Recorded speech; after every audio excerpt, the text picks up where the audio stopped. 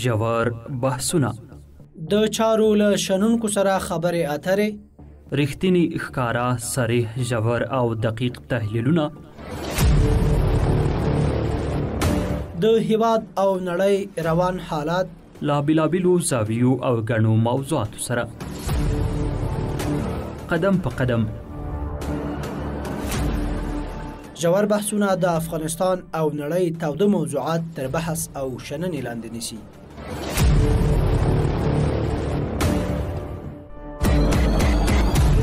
بسم الله الرحمن الرحیم. د افغانستان دفاع وزارت ازبکستان هیواد څخه امریکا ته د افغان چورلکو د انتقال په اړه ویلي. په دې اړه اسلامي امارت اندېښمن دی.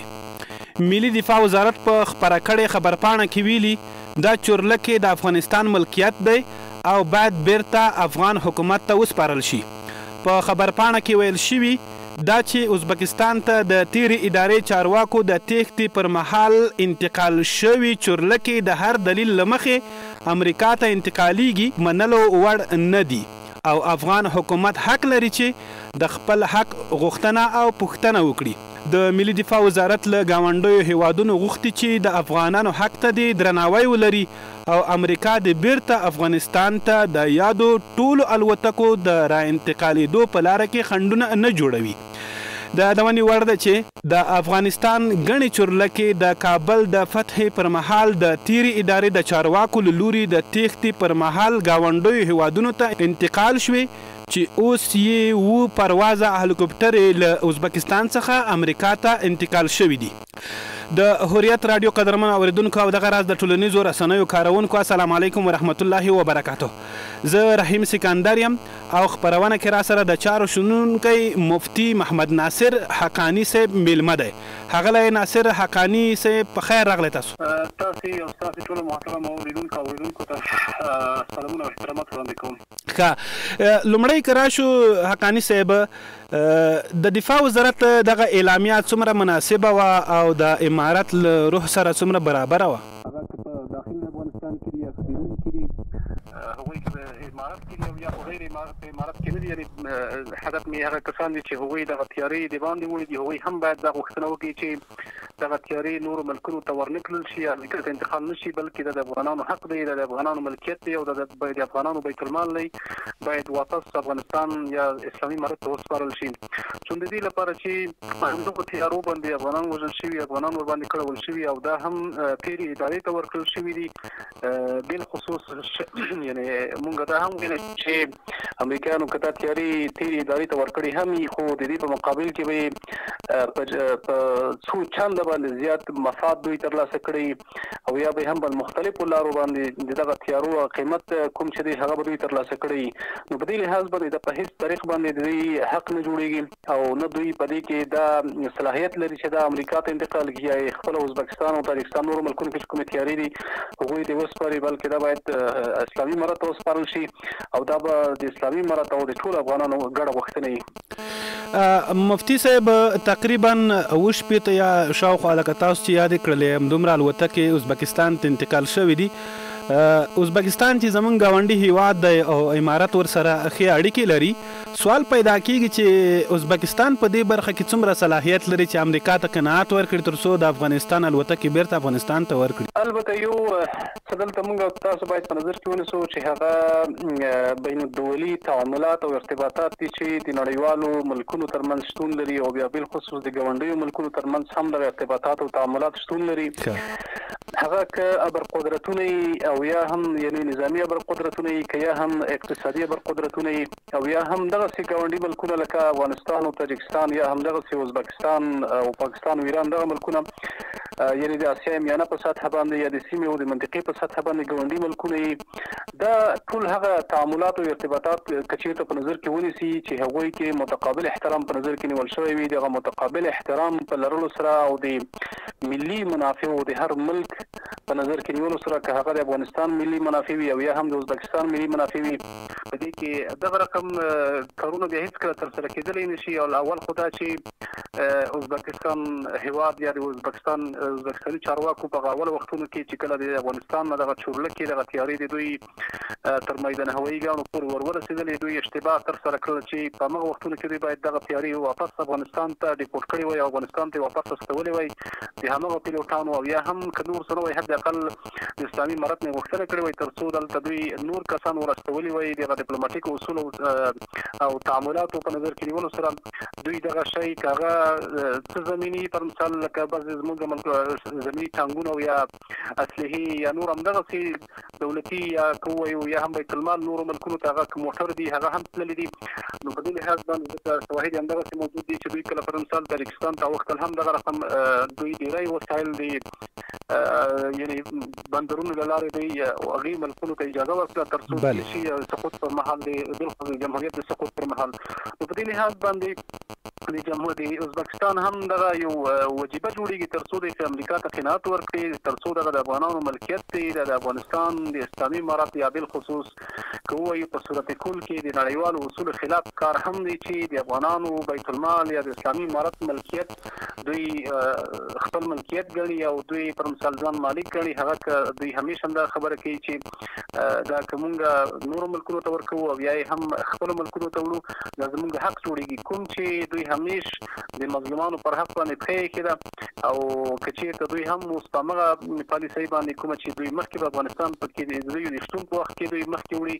نو فکر کوم چې دا په نړیواله کچه به د دوی حیثیت ته ډېر زیات ضرر ورسوي. ښاغلی محمد ناصر حقاني، دغه ازبکستان خو به د دې په خاطر چې امریکا ته ځان ژمن وښیي هغه هیواد په دې خاطر خو به دغه کار نه وي کړی یا که نړیوال اصول به هم دغه شان وي چې امانت هم دغسې بیا ورته وسپارلی شي. البته دلته یو څه ډېر زیات مهم دی چې ازبکستان د مونږ تاسې یعنې په سیاسي او یا که مونږ حق د اقل وګورو په جغرافیوي لحاظ باندې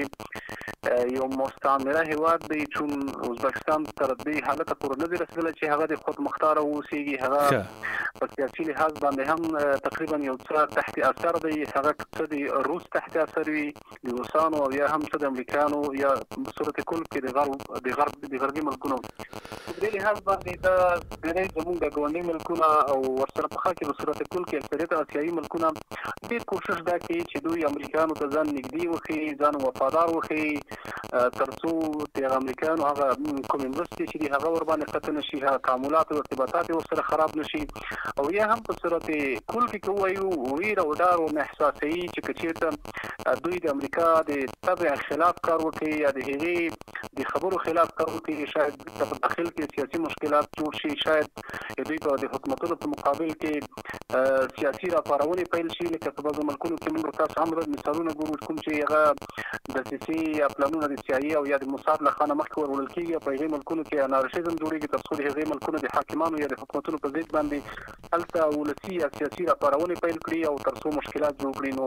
ازبکستان هم فکر کوم یو له هغه ملکونو نه دی چې ځان ډېر زیات وفادار ښیي امریکا ته او هیڅکله دا امانت د امریکایانو نه دی. که د امانت خبره شي د امانت د افغانانو دی، باید واپس افغانانو ته سپارل شوی وای. او په افغانستان کې اوس هغه نظام چې تقریبا له تېرو 15 لسیزو راهیسې په افغانستان کې دغسې یو نظام چې هغوی د افغانستان په سر تاثر جغرافیه باندې حاکمیت ولري او د افغانستان په کلي ډول باندې مالکیت او خود مختاریت او استقلالیت ولري، دغسې یو حکومت نه دی راغلی لکه اوس فعلا چې اسلامي امارت دی. نو بهترین د امانت سپارلو طریقه او زمینه هم همدغه ده، وخت هم همدغه و او تقاضا د وخت هم همدغه ده چې دا باید اسلامي امارت ته وسپارل شي، څه د امریکانو له خوا نه او څه د ازبکستان او تاجکستان یا د نورو ملکونو له خوا نه چې زمونږ اسباب په هغې ملکونو کې شته دي. او هېڅکله دا د ازبکستان فکر نه کوم چې د ازبکستان هغه سیاسي جایګاه دې په دغو ملکونو کې خوندي ولري، بالخصوص د افغانستان د یو ګاونډي په حیث باندې. بله حقاني صاحب، امریکا ته په ازبکستان کې د افغانستان ملکیت الوتکو سپارل خو به د ټرمپ له هغو څرګندونو سره تړاو نه لري چې ویلي ول افغانستان کې پاتې وسلې د بیرته امریکا ته وسپارل شي. البته دا د ټرمپ خبرې فکر نه کوم چې عملی جنبه ولري. هغه یو شعار دی چې ټرمپ یو تجار دی او تجاران په هر ځای کې معامله کوي، په هر ځای کې د دوی منافع، د دوی شخصي شهرت او منصب او د دوی هغه د ملک ملي منافع په نظر کې ونیول شي، بس دوی معاملې ته تیار دي. چون د دې په خاطر باندې د ټرمپ مخکنی دوره هم موږ کتلې ده، د مخکنی شعارونه هم موږ کتلې دي، او په اوس وختو کې هم د هر ورځ فرمانونه موږ ګورو چې مختلف قسم فرمانونه به صادري یا ورنه صادري یا واپس بعضې عملي کېږي، او یا هم په بعضو باندې د پښیماني څرګندوي. لکه یو مثال پر مثال د غزې د فلسطینیانو وتل او واپس پرون ورځ د خپلې خبرې تقریبا په نیمایي ډول باندې اخیستل واپس. دا هغه موضوعات دي چې ما تاسو ته مخکې هم یادولې وکړله چې د ټرمپ دې خبرو ته فکر نه کوم چې نړیوال هم دومره اهمیت ورکړي، او په نړیواله کچه باندې هم اوس د امریکایانو په صورت کل کې د امریکا د حکومت چې د ټرمپ حکومت دی دومره په شعوري ډول باندې دوی نشي کولی چې خپلې ټولې چارې سنبال کړي، او هغه څه چې د امریکا رئیس جمهور یا ټرمپ وایي هغه دې په ټوله دنیا کې ومنل شي. نو په دې لحاظ باندې د کوم اسلحې چې افغانستان کې دي او یا هم د افغانستان ملکیت دي په نورو ملکونو کې دي، لکه همدغه تقریبا اوباله تیاري چې اوس دوی د ملکیت دعوه کړې ده او دوی وړي دي انتقال کړي دي له ازبکستان هیواد نه، کوم چې هلته د امانت په ډول باندې د افغانانو له خانه وړل شوي په دې ځای کې، نو هېڅ کله دا ورسره څوک نه منلی شي او نه هم قابل د منلو دي. او بله خبره د اسلحو کومه چې په افغانستان کې دي هغه هم داسې نه دي چې امریکا البته امارت ته ورکړي، دا هغه اسلحې دي چې دوی مخکې راوړي دي، تېرې ادارې ته ورکړي دي او د تېرې ادارې په ملکیت کې راغلي دي. نو په دې لحاظ باندې او بیا په صورت کل کې یوه خبره وکړو، دغه اسلحې او دغه شی ټول اسلامي امارت ته په خیرات کې هم نه دي ورکړل شوي، نه په خیرات کې پاتې دي، بلکې دا ووایو په یو نوع باندې لکه څنګه چې موږ په شرعي طریقه باندې ورته وایو په غنیمت باندې نیول شوي دي. نو هغه څه رقم اسلحې په نړیواله کچه باندې هم په نړیوالو جنګونو کې بغیر له دې نه چې هغه اسلامي جنګونه یې لکه اوس پر مثال د روسیې او د اوکراین جنګ هلته چې کومې اسلحې یو له بل نه نیسي یا تجهیزات او یا جغرافیې یو له بل نه نیسي، هغوی په هېڅ ډول باندې واپس سپارلو نه دي او نه هم یو بل یې د واپس اخیستلو دعوه کولی شي. بله قانع صاحب، نړیوال قوانین څه وایي؟ خامخا که څه هم د نړیوال قوانین هم د دوی په لاس کې دي، د وسلې سپارل د امریکا حق دی او یا زمونږ خپل اسلام مبارک دین ته راشو، تیر تاریخونه څه وایي؟ تاسو یو څه یادونه هم کړه د اوکراین هغه چې غنیمتونه څوک چاته بیرته سپاري. ما دا خبره تاسو ته وخت هم یادولې وکړله چې که چېرته پر مثال هغه مونږ خپل شرعي منهج ته وګورو یا تګلارې ته چې په اسلام کې مونږ دغه شیانو ته غنیمت وایو، په نړیوالو یا غیر اسلامي جنګونو کې هم دا قانون دی، هغه د لومړۍ نړیوالې جګړې، دویمې نړیوالې جګړې او همدغسې د امریکا په ویتنام کې جګړه او همدغسې په عراق کې جګړه، او یا اوس که مونږ وګورو پر مثال همدغسې په افریقایي ملکونو کې چې کوم فرانسویانو هلته شتون درلودلو، یا هم یعنی په منځني ختیځ کې بعضې جګړې وشولې، بالخصوص لکه د اوس وختونو کې کوم تحول چې په سوریه کې راغی یا نورو ملکونو کې، یا که په صورت کل کې وایو هغه د غرب او یا د ناټو جګړې چې په نورو ملکونو کې شوي دي او د هغوی ځایونه وتلي دي، په هغو ځایو کې د دوی نه اسلحې یا وسایط او اسباب ډېر هر څه پاتې شوي دي. دوی هېڅ کله د غوښتلو یعنی د غوښتلو پر مثال که ووایو غوښتنه یې نشي کولی او نه هم دا پلان چې پر مثال دوی واپس وغواړي یا دوی د هغه ملکونو نه د کوربه ملکونو نه یا د هغه ملکونو نه چې هغوی جغرافیې دوی اشغال کړي، دلته بیا نور موضوعات مطرح کېږي. بله نور موضوعات دغه یي که چېرته پر مثال دوی اسلحې غواړي د عراق نه یا د افغانستان، زموږ بالخصوص تاسو اسلامي امارت موضوع اسلحې غواړي، دلته بیا د غرامت موضوع راځي چې په دې ځایو کې انسانان وژل شوي، په دې ځایو کې جغرافیې له منځه وړل شوي، په دې ځایو کې حتی یعنې که ووایو چې ښارونه نړول شوي دي، د ټولو غرامت موضوع ده چې فکر کوم د دوی اسلحې شاید 2 میلیارده قیمت ولري، خو زمونږ د انسانانو او د جغرافیې غرامت شاید تر 100 میلیارده پورې وموسیږي. نو په دې کې فکر نه کوم چې نړیوال قانون دې هم د دې اجازه ورکړي چې دوی دې دا کار وکړي. که چېرته نړیوال قانون اول خو دا چې نړیوال قانون شتون نه لري، نړیوال قوانین چې د دوی د قدمونو د دوی تر پښو لاندې دي، هغه که نړیواله محکمه ده، هغه که ملل متحد دی، هغه که نور نړیوال سازمانونه دي، هغه اصلا ټول د امریکا او د اسرائیلو تر کنټرول او د دوی تر قدمونو لاندې دي. هغه قوانین فقط د غریبو یا مظلومو ملکونو لپاره شتون لري، بل خصوص د مسلمانو ملکونو لپاره هغه د هیڅ کفري ملک په مقابل کې دوی عکس العمل نشي کولای، د هیڅ ابر قدرت ملک په مقابل کې دوی عکس العمل نشي کولای. یو مثال به تاسو ته وایو چې تقریبا د اسرائیل صدر اعظم د نړیوالې محکمې له خوا باید ونیول شوی وي، خو عملا د اوس امریکا د سفر وکړو او همدغه محکمه باندې د ټرمپ له خوا تقریبا قیودات ولګېدل او مکمل تقریبا د امریکا له خوا لغوه اعلان شوله. دا هغه موضوعات دي چې د نړیوال قوانینو ملل متحد او نړیواله محکمه یا نور د فکر کوم چې یو فقط د مسلمانانو ملکونو بالخصوص د غریب او فقیرو ملکونو لپاره یا پسپاتي ملکونو لپاره دا شان شتون لري. نو په دې لحاظ باندې همدغه قوانین کوم هم چې اوس فعلا شته د دوی د قدمونو لاندې هم دي دا قوانین به دوی ته اجازه ورنکړي چې دوی دغه یو اشتباه تکرار کړي چې هغه بیا افغانستان ته د اسلحو په نوم باندې راتګي او یا هم د خپل پاتیشونو اسلحې چې کومې دوی د جنگ په مقابل کې دلته پرې کړي او دوی تیښته خپله کړې او دوی تقریبا 40 کاله په دې ځای کې دا جغرافیه اشغال کړې، دلته خلک وژلي، دلته یعنی کلي ښارونه نړولي دي، د هغې غوښتنه دې وکوي. بله ناصر حقاني صاحب د ملګرو ملتونو تیر کال اګست کې هم ځینې استازو ویلي وو چې استرالیا د افغانستان ته یا افغان کورنیو ته جنگي غرامت ورکړي. تاسو د جنگي غرامت موضوع یاد کړله چې استرالیا نه غوښتنه کیږي، نو امریکا خو بیا ډیر دلته وحشت کړی دی، نو هغه خو باید ډیر څه ورکړي. څه ما تاسو یادوري وکوله چې ټول هغه ملکونه چې هغوی د ناټو په چوکاټ کې په افغانستان کې دلته شتون درلودو، دلته پوځیان رالېږل او استول، دا ټول د دې وحشتونو، بربریتونو، جنایتونو شریکان دي. دوی خو څوک په لږ کچه باندې، څوک په ډېره کچه باندې، خو د دې ټولو په سرکردګۍ او یا سرلښکر یې امریکا و چې د دې په خطر باندې دا جګړه د امریکا وله دوی ورسره حشر کړي ول. نو په دې لحاظ باندې څنګه چې استرالیا ته فرض مثال د خبره راجع شوې ده، نو د هغوی تر ټولو هغه سرلښکر یا هغه د دې تور ښامار سر چې هغه امریکا ده، هغې ته دا خبره ډېره زیاته راجع ده چې دوی د افغانانو غرامت ورکړي. دلته که د غرامت موضوع رامنځته کېږي نو دا فکر کوم چې نړیوال ملکونه هم ټول دوی ته ګوته نیسي. چون دلته د عراق موضوع هم ده، همدغسې همدا اوس تقریبا دوی په سوریه کې هم پوځیان لري، په هغې ځایونو کې هم دوی په تېرو 10-12 کلونو کې یعنې تقریبا که ووایو په زرګونو بېګناه کسان یې وژلي ده. همدا اوس دوی هلته ښارونه عملا بمباروي، د ډرون مونږ حملې کوي. نو په دې لحاظ باندې دلته بیا د دوی موضوع غټېږي. نو فکر نه کوم ټرمپ چې کومه خبره کړې ده هغه کار به وکړي، لکه دغه تیاري چې دوی د ازبکستان نه ویوړ انتقال کوي، خو وخت به د دې راځي چې دوی به عملا بیرته د توافق له لارې، لکه څنګه چې دوی وخت کې د اسلامي امارت سره جګړې تزریق کړی وو او هېڅکله دوی نه غوښتل چې د اسلامي امارت سره دوی خبرې وکړي او میز ته کښېني، او حتی هېڅکله دوی د اسلامي امارت مجاهدینو ته یا په صورت کل کې هغه کسانو ته چې هغه مقاومت کوونکي وو د دوی په مقابل کې 2001 کال کې هغوی ته د ځمکې په سر باندې دوی د ژوند کولو حق نه ورکولو. بالاخره دوی تقریبا 10 کاله یا 12 یا 15 کاله وروسته د دې ته حاضرېږي چې همغه کسان چې د دوی په قفسونو کې د کیوبا په زندان ګوانتانامو کې پراته ول، همغه راویستل، له همغه سره د میز پر سر باندې د خپلې پوست پکولو یا خپل ځان او نړۍ ته د یو خټې د پوزې ایښودلو لپاره راغلل، خبرو ته کېناستل تر څو د افغانستان نه هغه لار پر مثال چې هغه د تېښتې لار او دوی لکه څنګه چې انګریزان د افغانستان ووتل، څنګه چې روسان ووتل،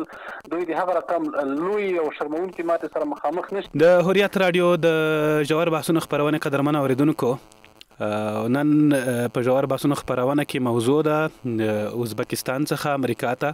د چورلکو لیږدول یا ورته سپارل. په دې اړه موږ د چارو شنونکی مفتي محمد ناصر حقاني صاحب مېلمه کړی دی. نو موږ د دې خپرونه کې لنډه د ماخلو چیرته ځئ ما بیرته راځو. ژور بحثونه د چارو له شنونکو سره خبرې اترې، رښتینی ښکارا صریح ژور او دقیق تحلیلونه د هیواد او نړۍ روان حالات لا بېلابېلو زاویو او ګڼو موضوعاتو سره قدم په قدم ژور بحثونه د افغانستان او نړۍ تاوده موضوعات تر بحث او شننې لاندې نیسي.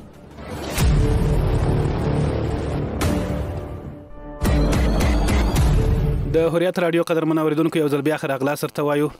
نن د ژور بحثونو خپرونه کې موږ سره د چارو شنونکی محمد ناصر حقانی صاحب میلمه دی. نو د خپرونې موضوع ده امریکا ته د چورلکو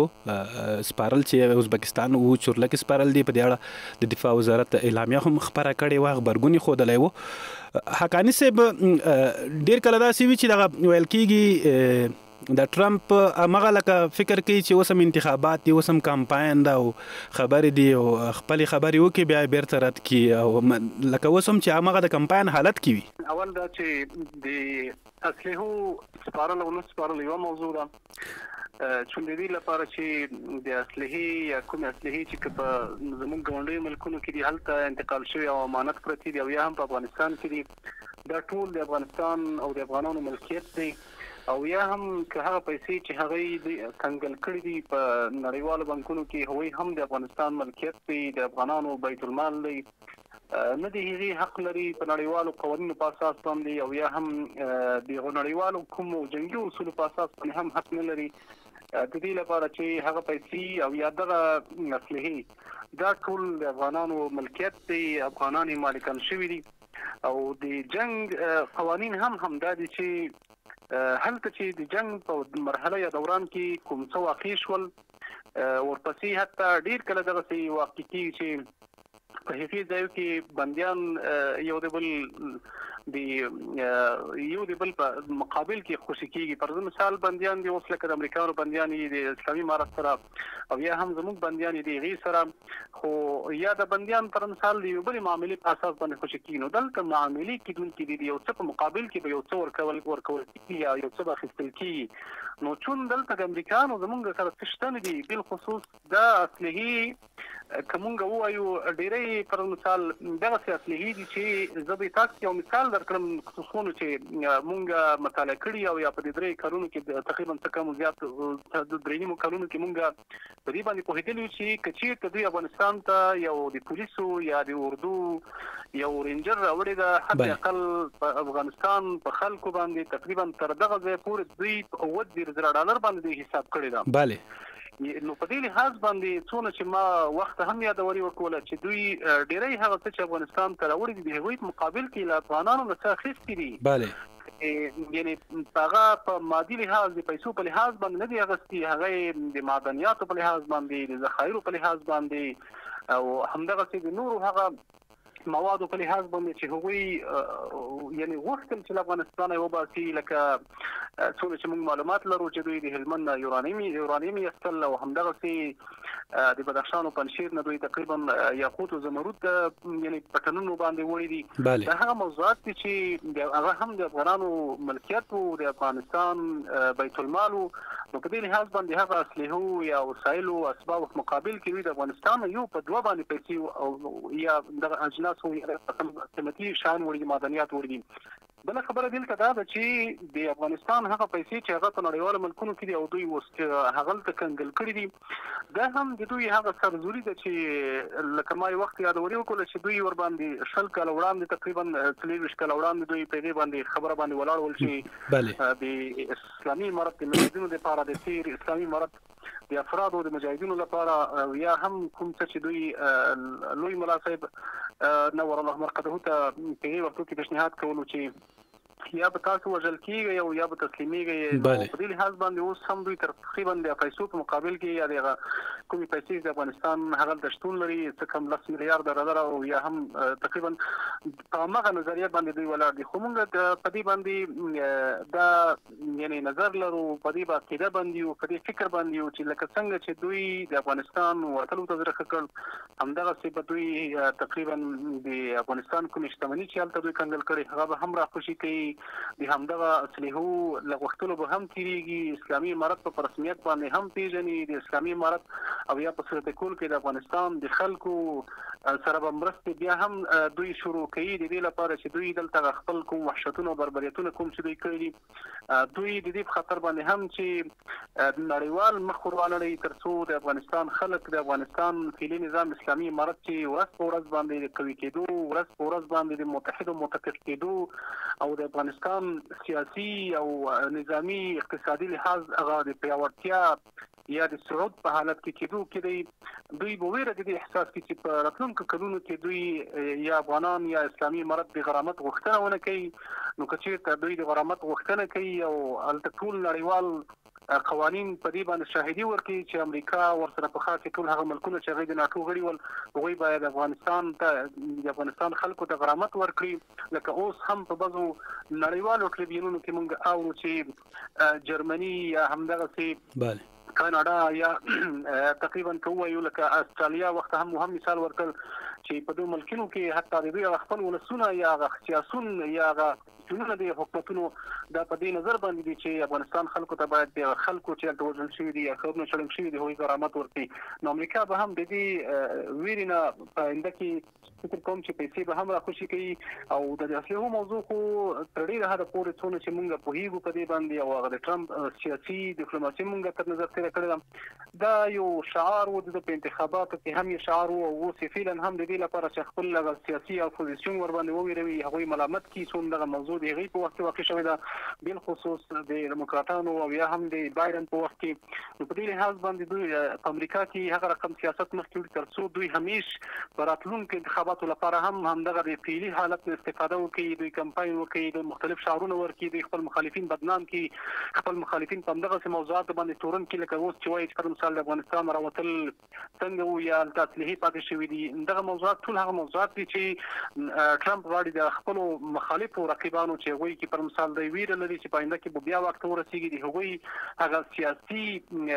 عزت خرشدار کړي هغه سیاسي حقیقت یې له منځه یوسي دا ټول هغه موضوعات دي. بله حقاني صاحب دا ما ځینې کمنټونه ولوستل ډېر جالب ول او لیکلي ول افغانستان کې چې د چا کور ته توپ یا بال ورګزار شي هم بیا یې داسې په اسانه نه ورکوي دا خو لا وسلې دي دا خو غنیمت دی تاسو جنګي غرامت یاد که بل ټرمپ د انتخاباتو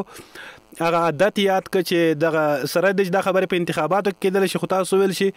راتلونکو انتخابات ته چې بیا درېږي دا خبرې ضرور دي او ځینې شنونکي بیا دا هم وایي حقاني صاحب چې شاید د خپلو خلکو ته هم یو څه قناعت ورکوي دکه دوی ته هم ملامت دي د خپل ولس ته ملامت دي چې افغانستان کې ماتې وخوړه وسلې پاتې شوې نو دغسې څرګندونې کله کله د خپلو خلکو ته یو څه ډاډ ورکوي یو څه قناعت پې ورکوي داسې خو به نه وي دلته موضوع دغه ده چې یعنی یو خبره خو دلته دا ده چې دوی په هغه انتخاباتي شعارونه کوشش کوي چې حد اقل تر څو وخته پورې زمزمه کړي د دې لپاره چې ډېری خلک ورته په دې امید باندې چې دوی چې کومه رایه کارولې دغه یو هدف لپاره یې کارولې ده نو په دې لحاظ باندې د هغې خلکو چې کومو کسانو دوی ته رایه ورکړې وي د هغوی هغه ذهنیت هم تر یو څه حده پورې دوی وساتي البته په صورت کل کې که ووایو چې د غرب یا د سوسیالیزم او یا ورسره په خوا کې لکه د فیوډالیزم کوم چې دوی په د غربي ملکونو کې حاکمان دي د دوی مفکوره او عقیده یا سیاسي منهج یې تر ډېره حده پورې دا دی چې د یوې موضوع په اړه باندې دوی ډېر تر ډېره زیاته حده پورې غالي شي هغه مردباد او زنده‌باد په نارو باندې مخکې ویوسي یا په ساده اصطلاح باندې شخوند ورباندې وهي تر ډېره حده پورې تر څو هغه کسان چې هغوی د یو امید په بنیاد باندې ورته امید لري او ارزو لري چې دغه کار به وشي د هغوی هغه نظریه او مفکوره یو څه خرشداره شي په اخر کې هغه هم یعنې دغسې یو حالت ته لاړ شي چې حافظي هغه کومه خبره چې دوی کول یا شعار یا هدف چې دوی غوښتل ترلاسه کړي هغه خپل هدف ورنه هیر کړي چون دلته کله کله داسې یو موضوعات رامنځته کېږي سیاست ویل کېږي همدغه ته چې کله په یو موضوع کې یو سیاستمدان بند شي بالخصوص یو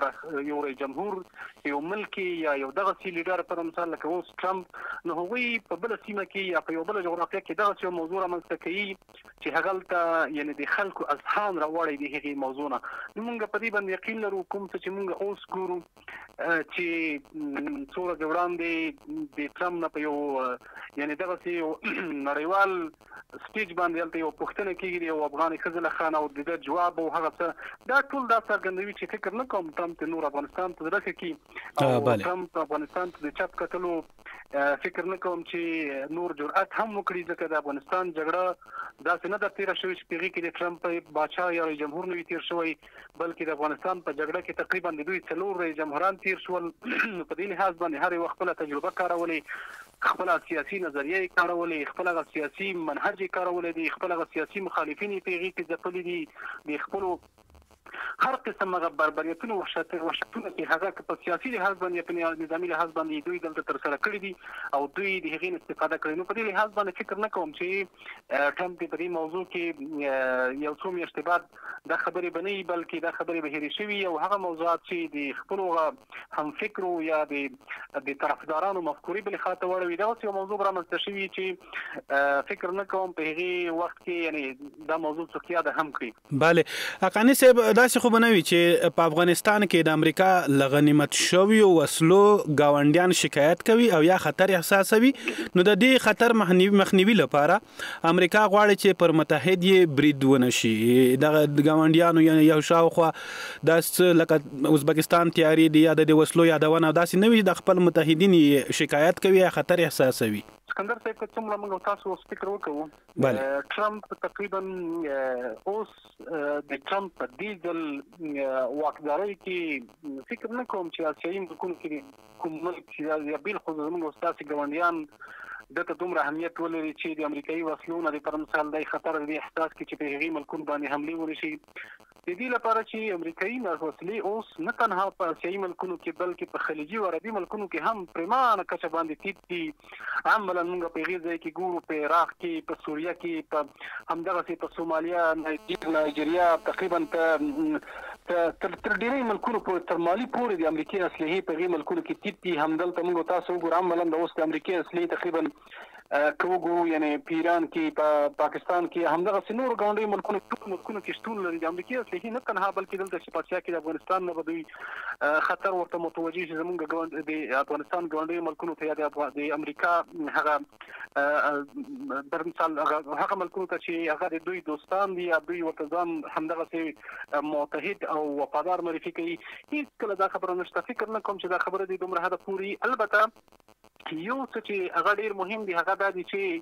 ټرمپ غواړي تر څو په افغانستان باندې یو څه فشار وارد کړي، یو د سیاسي افزارو یا د سیاسي وسیلې په توګه باندې ورنه کار واخلي، ځکه د دې لپاره چې افغانستان نور هغه ځای نه دی چې دلته د ټرمپ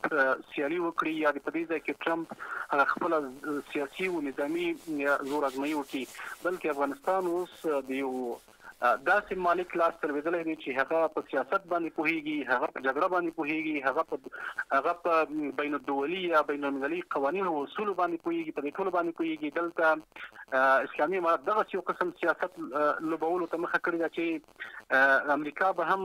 هغه شی برداشت نه کړي، بلکې دوی به خپله تشه هېڅکله روسیې ته یا چین ته یا نورو همدغسې خپلو هغه سیاسي او نظامي رقیبانو ته پرېږدي، هغه شرقي بلاکونو ته به یې پرې نه ږدي هېڅکله. چون په دې لحاظ باندې موږ تاسو پوهېږو چې کله هم په یو جغرافیه کې چې هغه ډېر اهمیت ولري او هغلته د یو چا ځای خالي وي، خامخا به د هغې هغه ځای د هغې هغه سیاسي رقیب یا نظامي رقیب ډکوي. نو په دې لحاظ باندې دلته به ټرمپ د یو سیاسي وسیلې په حیث باندې تر څو په راتلونکي کې د اسلامي امارت سره خبرې کوي، د اسلامي امارت سره به دوی کینې ناستې به کوي، ډېری هغه موضوعات چې هغه یعنې مطرح شوي نه دي یا د دوحې یا د خطر په پرېکړه لیک کې هلته شتون لري او د امریکې لخوا عملي شوي نه دي، یعنې په بار بار باندې هغه تر پښو لاندې شوي دي، هغوی به عملي کېږي او بالاخره امریکا به خپله سیاسي تشه په دې ځای کې ډکوي په دغسې ډول باندې لکه څنګه چې اسلامي امارت غواړي، لکه څنګه چې اسلامي امارت همدا اوس روسیې یا چین یا نورو ملکونو ته خپله غېږه خلاصه کړې تر څو د تعاملاتو لپاره راشي، دلته د متقابل احترام او هغه د بین الدولي متقابل احترام په نظر کې نیولو سره یا په شتون کې دلته عملا خپلې هغه ډیپلوماتیکو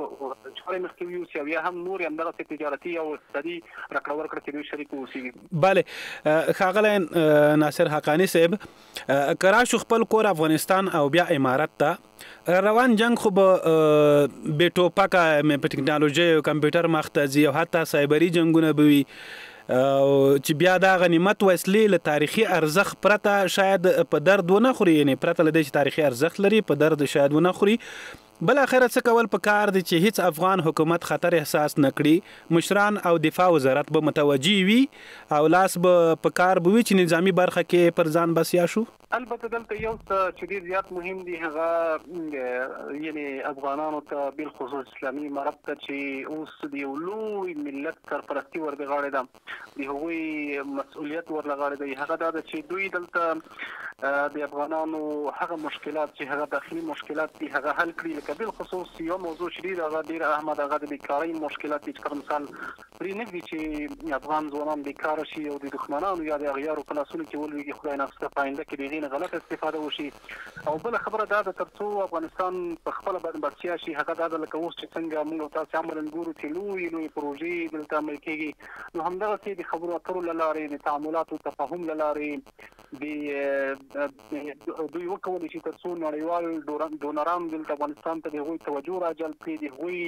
هغه شکوک راته شوي وي او دوی عملاً دلته راشي په دې ځای کې کار وکړي او بله خبره په نظامي اړخ کې هغه ډېره مهمه دا ده چې پوځي صنعت چې تر څو موږ او تاسې په افغانستان کې په خپله باندې ونه لرو هېڅ کله موږ او تاسو د بریا او د کامیابۍ تر رازه پورې نشو رسېدلی نو په دې لحاظ باندې د مسلمانانو بالخصوص دغسې یو نظام لکه د اسلامي امارت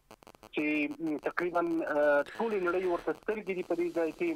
نو پوځي صنعت ته باید ډېره زیاته اهمیت او ترجیح ورکړي پر پوځي صنعت پیل کړي تر څو موږ د امریکایي او د نورو وسلو لکه یا د روسۍ اصلي هم یا د امریکایي وسلو له استعمال نه په راتلونکي کې احتیاج او محتاج نه اوسېږو نو په دې لحاظ باندې موږ تاسو ته وګورو هغه ملکونه چې هغوی پوځي صنعت لري او مثال به یې درکړم تاسو ته په اسلامي ملکونو کې ترکیه ده چې په پوځي صنعت کې په اسلامي ملکونو کې ډېره برلاسې ده حتی تر دې حده پورې چې موږ تاسو ګورو چې خلیجي عربي ملکونه لوی ملکونه د سعودي عرب په شمول له امارات او همدغسې نورو ملکونه یعنی اوس دې ته زړه کوي چې ترکیه اصلحې له ترکیې نه واخلي هغه یا ډرون تیارونه ونیسي تر وړوکو اصلحې پورې دا چون دوی د پوځي صنعت په اسلامي تاریخ کې هم د یو لوی اهمیت او لوی جایګاه لري د رسول الله صلی الله علیه وسلم له وخته ونیسي تر اوسه پورې او بیا خصوص د 20 قرن کې لکه څنګه چې تاسو وفرمایل چې په راتلونکي کې د جګړې د اصلحې په زور باندې نه دلته به راتلونکي جګړې فزیکي شکل نه لري بلکې سایبري شکل بلري بلکې سافټویري شکل بلري او ټول د سایبري او د سافټویر په شکل باندې دلته جګړې کېږي په نړیواله کچه باندې نو په دې لحاظ باندې موږ ته دا مهمه ده چې موږ د وخت او قطر سره او د نړۍ د هغه